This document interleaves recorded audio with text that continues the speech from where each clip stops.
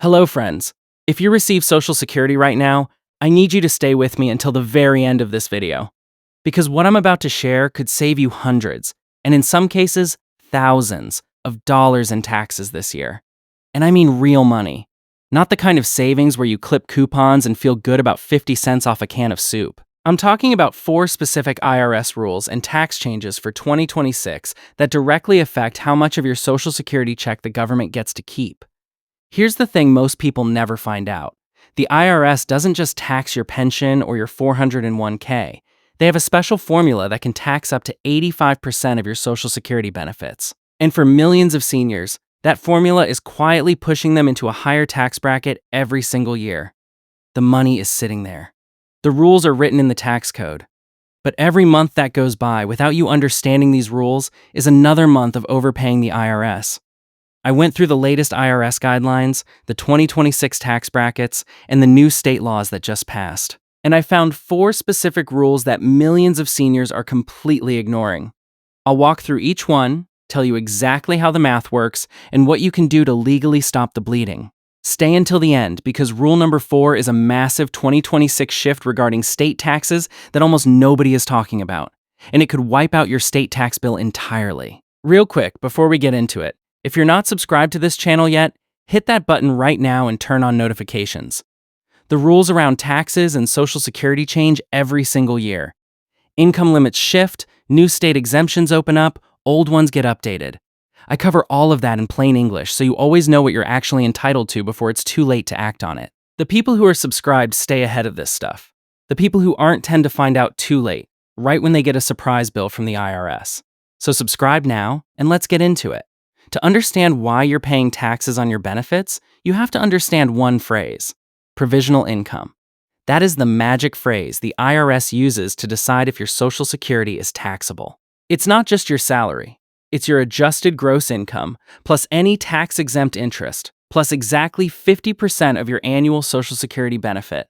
If that total number crosses a certain threshold, the IRS starts taxing your benefits. If you are a single filer and your provisional income is between $25,000 and $34,000, up to 50% of your benefit is subject to tax. If you make more than $34,000, that number jumps to 85%. For married couples, the 50% tier starts at $32,000, and it jumps to 85% if you make more than $44,000. Those numbers might sound high, but remember, we are talking about provisional income, which includes half of your Social Security. It is incredibly easy to cross these lines. The IRS created this formula decades ago, and it is still the exact same math they use today to determine your tax bill. Let's get right into the first rule. Rule number 1 is what I call the frozen thresholds. This is the silent killer of senior retirement income. Back in 1983, when Congress first decided to tax Social Security, they set the income thresholds at $25,000 for single filers and $32,000 for married couples filing jointly. Here's the part that costs people thousands. Those thresholds were never adjusted for inflation. They are completely frozen in time. In 1983, $25,000 was a lot of money. It meant you were wealthy.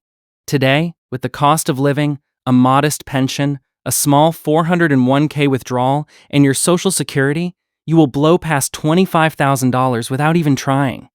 Let me give you a real example. Imagine a married couple with a small pension of $20,000, a modest 401k withdrawal of $10,000, and $25,000 in Social Security. Their provisional income is easily over the $32,000 limit, even though they aren't wealthy by any stretch of the imagination. Because the thresholds haven't moved in over 40 years, millions of middle-class seniors who were never supposed to be taxed are now getting hit with a tax bill. The IRS doesn't send you a warning when inflation pushes you over the line. It just happens silently in the background. And if you don't plan for it, you'll owe a massive surprise bill in April. The system is designed to catch you in the bracket creep. You have to actively manage your income to stay below it. Rule number 2 is the combined income trap. This is the one that catches people who think they are being smart with their investments. Let's say you invest in municipal bonds because your financial advisor told you the interest is tax-free. That is true for regular federal income tax, but it is not true for calculating your provisional income. The IRS takes that tax-exempt interest and adds it right back into your provisional income formula. The same thing happens with your Social Security. Remember, the formula adds 50% of your Social Security benefit to your other income. So, if you get $20,000 in Social Security, the IRS adds $10,000 to your income count, even though you never actually received that $10,000 in your bank account. It is phantom income. It artificially inflates your total, pushing you closer to that 85% taxation threshold. If you are holding municipal bonds or other tax-exempt investments, you need to look at your provisional income, not just your regular taxable income. What looks like a tax-free investment on paper might actually be costing you in higher Social Security taxes. You have to look at the whole picture. Rule number 3 is the IRA and 401k domino effect. This is where the double tax trap really snaps shut for retirees. When you turn 73, the IRS requires you to start taking required minimum distributions, or RMDs, from your traditional IRAs and 401ks. And remember, the age for RMDs is going up. Under the SECR 2.0 Act, the age for required minimum distributions is rising to 73 now, and it will eventually go up to 75. This means you have a slightly longer window to let your money grow tax-deferred. But when those withdrawals finally start, the domino effect will hit your Social Security taxes harder than ever if you aren't prepared. Every single dollar you pull out of those accounts counts as ordinary income. It raises your adjusted gross income. And here's the domino effect. When your AGI goes up, your provisional income goes up. And when your provisional income goes up, a larger percentage of your Social Security becomes taxable. So, a large RMD doesn't just get taxed once as regular income. It also triggers a higher tax rate on your Social Security benefits. It is a 1-2 punch that catches almost everyone off guard.